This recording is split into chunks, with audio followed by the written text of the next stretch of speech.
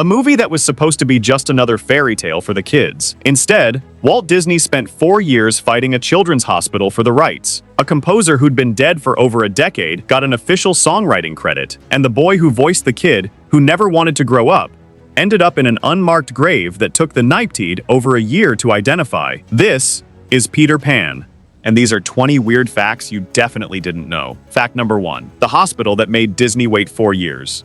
Walt Disney first floated the idea of an animated Peter Pan back in 1935, 2 full years before Snow White even hit theaters. He'd been obsessed with the character since childhood, when he saved up his allowance to see actress Maud Adams perform Peter on stage in a traveling production through Missouri. There was just one problem. He didn't own the rights. J.M. Barrie had willed the copyright to Peter Pan to the Great Ormond Street Hospital for Sick Children in London, and the hospital wasn't exactly in a rush to negotiate with a Hollywood cartoon studio. It took until 1939, 4 years of letters and waiting, before Disney finally secured the rights. One of the most aggressive deal-makers in Hollywood history spent half a decade getting out-negotiated by a children's hospital. Fact number 2. Mary Martin almost played Peter Pan. For most of theatrical history, Peter Pan was played on stage by a grown woman, a tradition stretching back to the original 1904 production. Walt initially wanted to honor that tradition on screen, and his first choice for the voice was Broadway actress Mary Martin. Roy Disney, Walt's brother and the studio's chief financial backer, shot the idea down, calling Martin's voice too heavy, matured, and sophisticated for a boy who never grew up. Actress Jean Arthur, who'd also played Peter on stage, lobbied for the part too. Both were passed over in favor of 13-year-old Bobby Driscoll, making this the first screen or stage version of Peter Pan ever voiced by a male. The irony?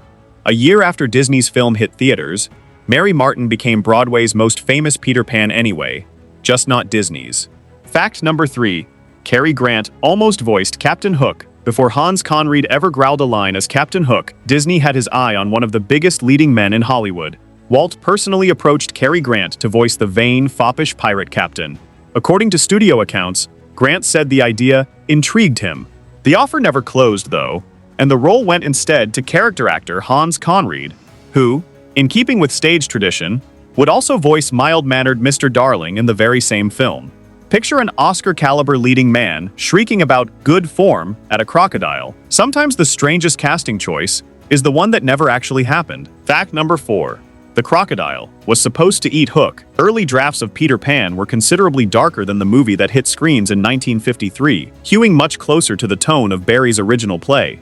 In those drafts, the crocodile finally catches and eats Captain Hook. The Darling parents are shown mourning their missing children. The Lost Boys' treasure-filled hideout is rigged with booby traps for the pirates to stumble into. Disney's story team ultimately cut nearly all of it, worried the darker material would clash with the rest of the film's tone.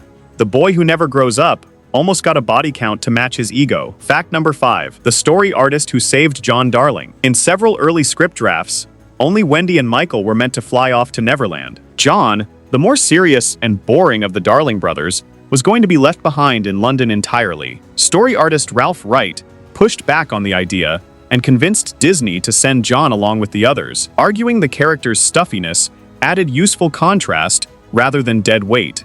Wright's intervention survives mostly as a footnote in the studio's production notes, rather than a credit anyone remembers. No pitch meeting, no umbrella-toting, top-hatted John Darling wandering around Neverland looking unimpressed. Fact number 6. Tinker Bell's betrayal was almost voluntary. In the finished film, Hook orders Smee to fetch Tinker Bell so he can pressure her into revealing Peter's hideout. It plays out as a straightforward kidnapping. An earlier version of the story was crueler to Tink for a very different reason. In that draft, a humiliated Tinker Bell, mocked during a party in Peter's hideout, flies off in a jealous rage and tells Hook the hideout's location entirely of her own free will. No kidnapping required. Walt felt that didn't fit her character and ordered the scene reworked into the abduction audiences know today. Even Disney's most jealous fairy got a rewrite for being too petty. Fact number 7. Captain Hook's poison plot got cut. In Barrie's original play, Hook doesn't plant a bomb in Peter's hideout. He poisons Peter's medicine instead, and Tinker Bell saves him by drinking it herself, only surviving because the theater audience claps loudly enough to prove they believe in fairies. Disney's animators loved the twist but couldn't figure out how to translate "the audience's applause revives a dying fairy" onto a movie screen, where there's no live crowd to clap along. After internal debate, the poison vial was scrapped in favor of a ticking time bomb hidden in Peter's hideout. A plot device built entirely around a live audience died the moment it had to survive without one. Fact number 8. One actor played both father and villain. Watch closely, and George Darling and Captain Hook look almost related. Same long face, same dramatic eyebrows. That's not a coincidence. Following a tradition dating back to the original stage productions, Hans Conried voiced both Mr. Darling and Captain Hook, and the animators deliberately designed the two characters to resemble each other. Disney carried the same dual casting rule over to Nana the dog and the crocodile, giving the croc subtly canine mannerisms as a nod to the play. The strict, blustering father at home and the strict, blustering villain in Neverland were always meant to be the same guy, twice over. Fact number 9. Hook lost the wrong hand on purpose. In J.M. Barrie's original play and novel, Captain Hook is missing his right hand, severed by Peter Pan and fed to a hungry crocodile. Disney's animators deliberately switched it to the left hand instead. The reasoning was purely practical. A right-handed pirate, with a hook for a left hand, could still hold a sword, sign his name with a flourish, and gesture wildly without animators constantly working around a missing dominant hand in every scene. One of literature's most iconic disabilities got quietly reassigned for the sake of smoother animation. Fact number 10. The pinup queen who became Tinkerbell. For decades, a persistent Hollywood rumor claimed Marilyn Monroe secretly modeled Tinkerbell's curves.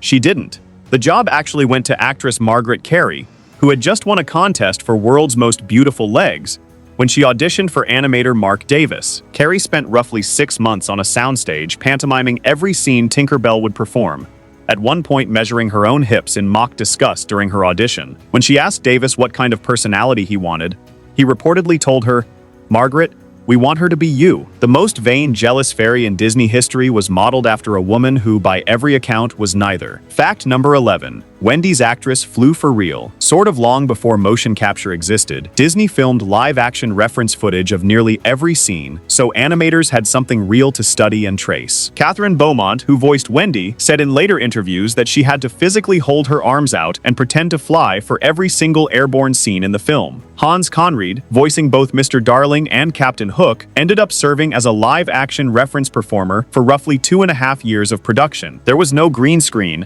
and no motion capture rig, just adults in a studio flapping their arms for hours, pretending to believe in fairies. Fact number 12. The budget fight that nearly sank the film. Peter Pan went into production during one of Walt Disney Productions' shakiest financial stretches. Not long after Cinderella had pulled the studio back from the edge of bankruptcy, the film was budgeted at roughly $3 million. By the time production wrapped, costs had climbed to nearly $4 million, a jump Roy Disney, Walt's brother, and the studio's chief financial mind, reportedly found very hard to swallow. The overrun led to a real, heated argument between the two brothers over the film's finances. The studio's most beloved boy who never grew up nearly grew the budget straight into a full-blown family feud. Fact number 13. Captain Hook's clothes reappear. Mid-scene, even meticulous hand-drawn animation isn't immune to continuity errors, and Peter Pan has a famous one hiding in plain sight at Skull Rock. When the crocodile lunges to swallow Hook, and Smee shoves the rowboat away to save him, there's a brief moment where Hook is suddenly back in full, dry, undisturbed costume, despite having just been dunked and attacked moments earlier. Generations of animation fans have since frozen the frame to point it out. Even Disney's most exacting studio occasionally let a wardrobe glitch sail right past final approval. Fact number 14. A dead man got a songwriting credit. Frank Churchill, the composer behind hits like Who's Afraid of the Big Bad Wolf, wrote a jaunty little number for Peter Pan called Never Smile at a Crocodile. Churchill died by suicide in 1942, 11 years before Peter Pan reached theaters. The fully sung version of his song was ultimately cut from the finished film, surviving only as Tick Tock the Crocodile's instrumental leitmotif. Churchill still received an official songwriting credit on a movie he never lived to see, for a song most audiences never actually heard him write. It became one of the most famous deleted songs in Disney history, written by a man who'd been gone for over a decade by the time it premiered. Fact number 15. The famous star was stolen from another movie, Second Star to the Right and Straight On Till Morning, might be the most quoted line in the entire film, set to one of its most recognizable melodies. That melody wasn't written for Peter Pan at all. It started life as Beyond the Laughing Sky, a song cut from Disney's Alice in Wonderland just 2 years earlier. Songwriters Sammy Fain and Sammy Kahn reworked the tune, and gave it new lyrics for Peter Pan's opening titles and flight sequence. One of Disney's most iconic musical moments is, technically, a recycled cut song from an entirely different movie. Fact number 16. Peter Pan built Middle-earth and Hyrule. Peter Pan's fingerprints show up in some unexpected places, including two of the biggest fantasy franchises of the 20th century. J.R.R. Tolkien was reportedly a fan of the story, and scholars have traced clear echoes of Neverland and the Lost Boys in his portrayal of Middle-earth's elves. Decades later, Nintendo's Shigeru Miyamoto cited Disney's Peter Pan as a direct influence on The Legend of Zelda, with Link's design and his shadowy double both drawing from Pan and his rebellious shadow. A boy who refuses to grow up somehow helped shape both elves and video game history. Fact number 17. The narrator's brother voiced a different Disney villain. The film opens with narrator Tom Conway intoning, "All this has happened before, and it will all happen again." It's a strange, almost mythic line for a kids' movie, and it didn't stop echoing once the credits rolled. Conway was the brother of actor George Sanders, who would later voice Shere Khan in The Jungle Book. Decades after that, Battlestar Galactica showrunner Ronald D. Moore has cited Peter Pan's opening narration as direct inspiration for his show's recurring "all of this has happened before" refrain. A line written for a movie about fairies and pirates ended up quietly shaping a prestige sci-fi drama half a century later. Fact number 18. 6 re-releases, 1 unstoppable cash machine. Peter Pan wasn't an instant blockbuster on the level of Snow White, but it didn't need to be. Disney just kept bringing it back. The film returned to theaters in 1958, 1969, 1976, 1982, and 1989, and by the time all those re-releases were tallied, combined box office had topped $145 million. When it finally hit home video in September 1990, it shot straight to #1 on Billboard's video sales chart and stayed in the top 10 for months. A movie that cost about $4 million to make spent nearly 4 decades quietly becoming one of Disney's most dependable earners.